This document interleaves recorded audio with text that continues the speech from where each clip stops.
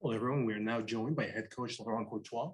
As a reminder, if you would like a question, please click the raise hand button and I'll call on. For our first question, we'll go to Thomas Costello, followed by Drew Casey and Preston Wood. Go ahead, Thomas. Hi, guys. Hi, Thomas. Hey, Coach. Thanks, Laurent, for the time. I really appreciate it. This week, a couple questions about kind of your defense center back group. This week, you brought on Daniel Strachan from University of Akron. Can you kind of explain why he was brought into the team, what the team saw in him, and kind of how he fits into the team right now? We evaluated Daniel at the combine a few months ago. Unfortunately, got injured on his knee, and the way he overcome that injury and all the signals that he sent us before, during, and coming back only made our mind stronger about the fact that he would add to the team, not only to perform if needed, but also to help young guys to grow and understand what it's like to be a pro. So at so many different levels, Daniel's going to be a great addition for us. Thank you. And then we were just talking with Jacob, and a question about his development. He mentioned where he could improve this year, and he also talked about playing a little bit at the six, training and practicing at the sixth position. Is that something that's kind of designed as a way for him to help those skills that he needs, that you want him to improve as a defender, or is that really where the crew see him kind of developing? Really, it's really we really want to be in a platform when you develop two different positions, at least in two different formations, and for the needs of training purposes, at times you're going to be thrown at literally from front three to the back three, so you can experience what it's like to either have to defend in those positions, or there's some so different. So whether it's personal growth or in general necessities, we like to mix the position for players, and so they can understand what it's like to be that, whether they can use it for when they get back to their supposedly real position, or also we can think that it's an attribute for them to develop for the future too. So it's literally both and nothing at the same time. We want to be versatile, and we want to be able to understand spacing and not so much be put in the box as one position only. Thank you. Next, we'll go to Drew Casey, followed by Preston Wood, and then Daniel O'Leary. Go ahead, Drew. Coach, within the last 2 weeks since the last time you competed at MLS NEXT Pro, have there been any commonalities of focus in your training, or has it varied? Yes and no. No, in the fact that we were just busy trying the guy to get back to the basics, which is do the simple things right, and what made them successful so far is they're willing to run. More than soccer, you need to be able to run, whether it's pressing, recovering, or moving the ball. So get those tools sharpened every day, and with this little break, we wanted to emphasize that this is always going to be our main focus. Also get a few tools a little bit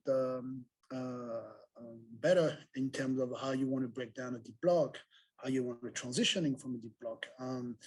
Those little details, nothing new. It's keep doing what we've been doing good, and kind of try to add some new tools in our set. Thank you. Next, we'll go to Preston Wood, followed by Daniel O'Leary. And if you would like the final question after that, please click raise hand. Go ahead, Preston. Thank you. So over the course of the 4-game winning streak, the offense notably has scored 2 goals in both of the previous 2 matches. How would you say the offense, like what have you seen grow in that unit throughout the season, and what do you hope to keep seeing? Where do you hope to keep seeing development and growth with that unit? I'm really pleased on the behavior, the intentions, and the way my forwards try to prioritize a certain game actions. Now we haven't scored that many goals neither, so it's both related to the fact that they have quality enough to to score a few more goals the way it was so far. At the same time, there's so many aspects during the game that they can improve in terms of relationship to one and the other, and in order to duplicate those scenarios over and over or arrive in even better pictures. So both individually, they can do a little bit better in terms of the last gesture, the last pass, the last shots on goal.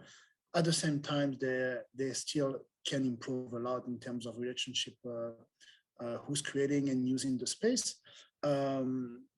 There's that. So we also know that our center mid can also arrive and provide shooting, scoring opportunities for us too.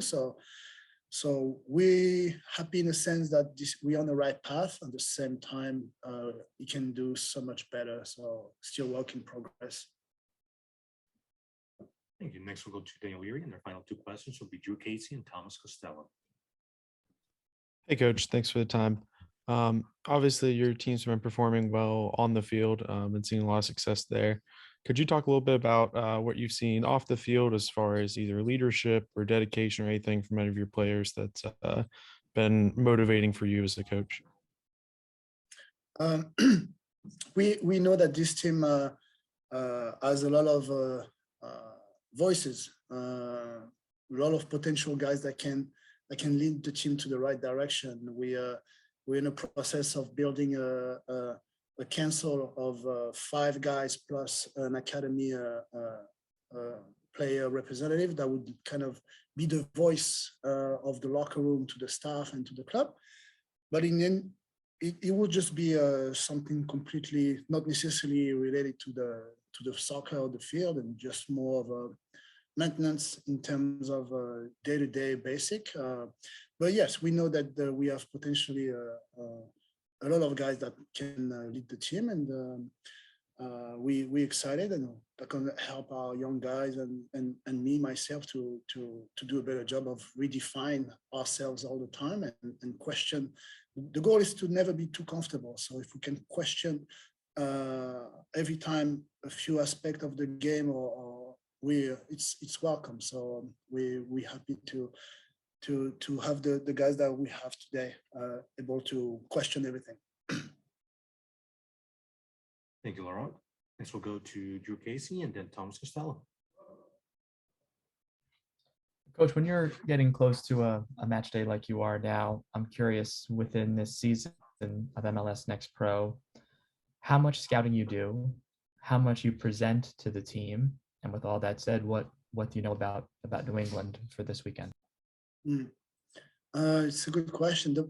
The process is we have a staff, amazing staff, that able to put a lot of content about the opposition.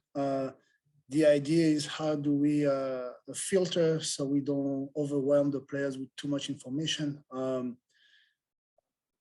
I have a tendency to give too much, so I feel better when there's too much, I've done enough, but sometimes less is better. So we try to wait as more as we can throughout the week, so we don't overwhelm them. We just give a few indications, and the actual video is going to be actually Saturday this weekend, because that's the setup that we choose. So throughout the week, especially the first few days of the week, we focus on us, and middle and end of the week, we start focusing on what the tendencies of the opponents are, and how can we find benefits from this. So a little bit of both, like always. And our final question will go to Thomas Costello. Go ahead, Thomas. Yeah, Coach. And thanks for the time again. What do you see from New England in this weekend? They're a team that's been around for a few years. Their development team has. So that kind of gives them an advantage. They're currently sitting right behind Columbus right now in the standings. Where do you see the battles kind of happening on Sunday? Yeah, there's what they've been doing so far, and which is a pretty, I would say, the most solid team that I've seen on video so far.